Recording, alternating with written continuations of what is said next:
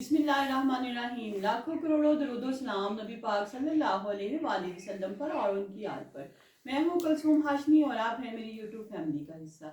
अल्लाह से दुआ है कि आप जहाँ कहीं भी हों खैर खैरियत से हों। अगर अभी तक आपने मेरे चैनल को सब्सक्राइब नहीं किया, चैनल को सब्सक्राइब करें, लाइक करें, कमेंट्स करें और बेल आइकन के बटन को प्रेस करें ताकि मेरी आने वाली हर नई वीडियो आप तक पहुँच सके। लाहौर के इलाका भाटी गेट का एक जो है अनोखा तरीका वारदात है कि एक नए नवेद जो दूल्हा है उसको जो है वो कत्ल कर दिया गया। उसके घर में घुसकर उसको गोलियां मार दी गई। दुल्हन घर पे नहीं थी, नहीं तो शायद ये खबर भी चल रही होती कि दुल्हन को भी गोली मार दी गई है। माँ जो है अपने मुंह पर जोर जोर से चपेड़े मार रही है और कह रही है कि वो कौन सा वक्त था जब मेरे बेटे को मेरे सामने गोलियां मारकर मार दिया गया। और दुल्हन जिसके हाथों की अभी मेहंदी का रंग फीका नहीं हुआ था वो 2 दिन में ही बेवा हो गई। नाज़रीन, ये क्या वाकया है? पुलिस ने एफआईआर काट ली है। गोलियां मारने वाले रिश्तेदार थे या कोई और लोग थे, इसके बारे में मैं डिटेल के साथ अपने इस व्लॉग में शेयर करूंगी, जो कि एक बहुत अफसोसनाक वाकया है। लिहाजा शुरू से लेकर अंत तक आपने इस वाकये में इस जो है व्लॉग में मेरे साथ रहना है। नाज़रीन, जो है ये लाहौर का भाटी गेट का वाकया है। जो घर के सरबराह जो है वो जो है औरत साजिदा है, क्योंकि वो बहुत अर्सा पहले ही बेवा हो चुकी थी। उसने किराए के घर में रहती थी। उसके 4 बच्चे थे, 3 बेटे और 1 बेटी। बेटी अपने घर की थी, शादीशुदा थी।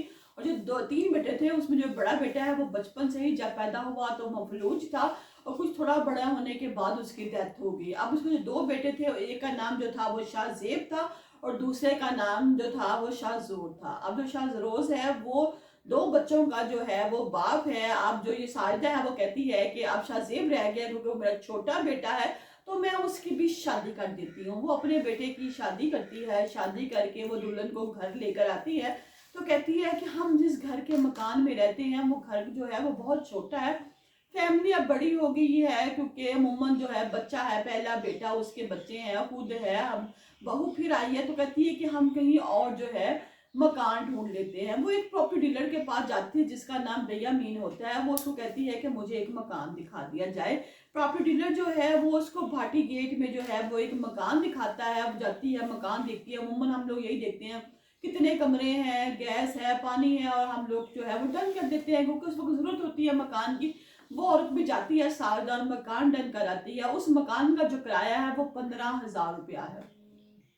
15,000 रुपया जो मकान का किराया है वो भी दिया जाता है। किराए के साथ साथ उसको 30,000 रुपया जो है वो एडवांस भी पे कर देती है कि 30,000 रुपया एडवांस है और ये जो बाकी 15,000 रुपया है ये किराया है। टोटल 45,000 रुपीज वो दे के आ जाती है।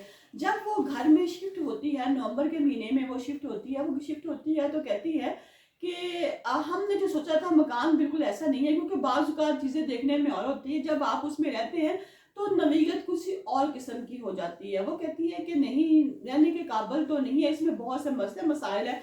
हम जो है अभी 2 दिन तो हुए हैं, हम घर चेंज कर लेते हैं। वो कहते हैं, बेटे भी कहते हैं हाँ माँ ऐसे ही करो, घर चेंज कर लो। वो जाती है बयामीन के पास, जाती है प्रॉपर्टी डीलर जो है जिसके बारे में मैंने बताया, और उसको कहती है कि बयामीन भी हमें जो है ये मकान पसंद नहीं आया, इसमें बहुत से प्रॉब्लम्स हैं, तो हम चाहते हैं कि अभी 2 दिन ही हुए हैं, आप हमारा जो मकान है वो जो है वो चेंज हम करना चाहते हैं। लिहाजा आप जो हमारे एडवांस की रकम है और किराया है वो वापस कर दें। यहाँ पे जो प्रॉपर्टी डीलर है वो कहता है कि किराए की रकम तो अभी वापस नहीं हो सकती, हाँ एडवांस आपका जरूर वापस होगा, वो भी जब आपका बिल वगैरह हम देखेंगे उसके बाद फिर हम आपको जो एडवांस की रकम है वो वापस कर देंगे। अभी आपको 1 महीना यहाँ रुकना पड़ेगा, 1 महीने के बाद आप मकान चेंज कर लीजिएगा। उसने कहा कि बेटों को बताया, बेटों ने कहा चलो कोई बात नहीं, 1 महीना हम गुजार लेते हैं, जो किराया 15,000 दिया वो पूरा हो जाएगा, जो 30,000 एडवांस है उसमें से जो बिल वगैरह होंगे वो काट लेगा, बाकी रकम हमें पे कर देगा। जो साइदा है वो 1 महीना वहाँ गुजारती है। 1 महीने के बाद वो दोबारा कॉल करती है वहां पर और मकान की मालिक से कहती है, वहां पर औरत से बात करती है और कहती है कि जी अब महीना हो गया है, आप हमसे हिसाब कर ले, किराया हमारा पूरा हो गया 1 महीने का, और जो 15,000 रुपया है इसमें से आप बिल वगैरह काट लें, बाकी रकम हमें दे दो। उसने कहा ठीक है भाई, मैं 10 तारीख को तुमसे हिसाब करूंगी, अभी नहीं, 10 तारीख पर तुम आ जाना। 10 तारीख के बाद वो कॉल करती है, देखती है तो मालिक मकान फोन नहीं उठाता, बयामीन भी फोन नहीं उठाता। वो बड़ी परेशान होती है। ठीक 3-4 दिन के बाद कॉल आ जाती है औरत की और वो कहती है कि भाई जहाँ तुमने ये 15 दिन गुजार लिए हैं, 15 दिन और गुजार लो, जो एडवांस है उसमें से पैसे पूरे हो जाएंगे और जो बाकी है वो बिल काट के जो रकम बचेगी हम तुम्हें दे देंगे। उसने कहा ये तो बात गलत है। वो भैया मीन के पास जाती है, मालिक मकान की बात बताती है। भैया मीन भी कहता है कि जी मैं बहुत मजबूर हूँ, जो मालिक मकान है वो यही कह रही है, आप ऐसा कर लो। उसने कहा अगर अब मैं ऐसा करूंगी तो फिर ये होगा कि मैं अब इस मकान को भी खाली नहीं करूंगी, और जब मैं मकान खाली नहीं करूंगी, मकान से जाऊंगी भी नहीं, तो मैं आगे से तुम्हें किराया भी नहीं दूंगी, क्योंकि तुम जो हो मेरे साथ मुझे जलील कर रहे हो, मेरे साथ फ्रॉड कर रहे हो। इस पर जो भैया मीन है वो चुप कर जाता है। ठीक 2 दिन के बाद भैया मीन जो है अपने साथ एक और प्रॉपर्टी डीलर को लेकर आता है और कहता है कि जी ये जो है इन्होंने मकान चेंज करना है। अब इस सूरत हाल में अब जो ये साजिदा है इसके दोनों बेटे भी घर में मौजूद होते हैं। शाहजेब भी मौजूद है, शहरोज भी मौजूद है। जब वो देखता है कि एक आदमी हमारी माँ से ऐसी बात कर रहा है और साथ में 2 आदमी खड़े हैं, तो वो भी बाहर आ जाते हैं। कहते हैं कि आप हमारी माँ से बात ना करो, हमसे बात करो, मसला क्या है। वो कहते हैं कि ठीक है, हम भी इस बात पे एग्री हैं कि आपने जब हमसे पैसे ले लिए, अब दूसरा महीना भी हमें रखवा लिया, अब बिल काट के जो हमारे पैसे थे वो भी आप में दे रहे, तो अब हम मकान खाली नहीं करेंगे, इसी मकान में रहेंगे और बगैर किराए के रहेंगे। वो उसको थ्रेट करने के लिए उन्होंने कहा। लेकिन उसके रिएक्शन में भैया मीन ने क्या किया कि पिस्टल निकाली जो कि उसने छुपाई हुई थी और दोनों बेटों की टांगों में मारनी शुरू कर दी।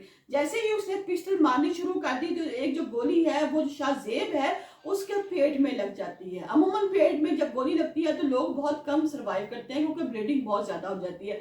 मोहल्ले वाले जो है बाहर ये लड़ाई देख रहे थे। जैसे ही ये भैया मीन ने उसको गोली मारी और वो खुद पिस्टल लेके गायब हो गया। जैसे ही वो बाहर निकला, जो मोहल्ले वाले हैं उन्होंने पुलिस को बुला लिया। पुलिस आई, पुलिस ने देखा कि जो है शाहजेब उसका बहुत खून निकल गया है और जो शहरोज है उसके पैरों पे भी काफी ज्यादा गोलियां लगी हुई हैं टांगों पे। तो दोनों को फौरन से पहले जो है मियां हॉस्पिटल में शिफ्ट कर दिया जाता है। लेकिन बदकिस्मती से 12 दिसंबर को जो शाहजेब है वो इस दुनिया से चला जाता है। मौत के घाट की जो भैया मीन है उसको उतार देता है, सिर्फ क्या 30,000 रुपए के लिए। और जो उसकी माँ साजिदा है जो उसने के बेवगी में सारी जिंदगी गुजार दी, अपने बच्चों को पालने के लिए सिर्फ 30,000 रुपए के लिए उसके जवान बेटे को, जिसकी शादी को अभी चंद दिन हुए थे, दुल्हन के हाथ से अभी मेहंदी तक नहीं उतरी थी और उस दुल्हन के जो हाथ है जिन पे मेहंदी नहीं उतरी थी उसको बेवगी की चादर उड़ा दी गई। और जो बच्चा शाहजेब है वो छोटी सी उम्र में इस दुनिया से चला गया, जो कि अपनी माँ का बेवा माँ का सहारा था।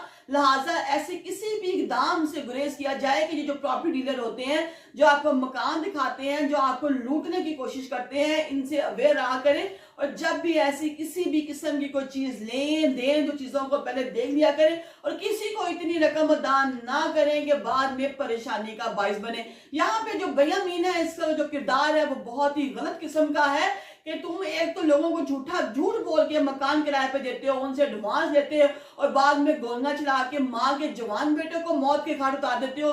क्या ये इस मुल्क का कानून रह गया? आज भी ये जो माँ है अपने बेटे की जब भी याद करती है तो मुंह पे चपेड़े मारती है, मुसलसल मारती है कि मेरा जवान बेटा मेरी आंखों के सामने मौत के घाट उतर गया।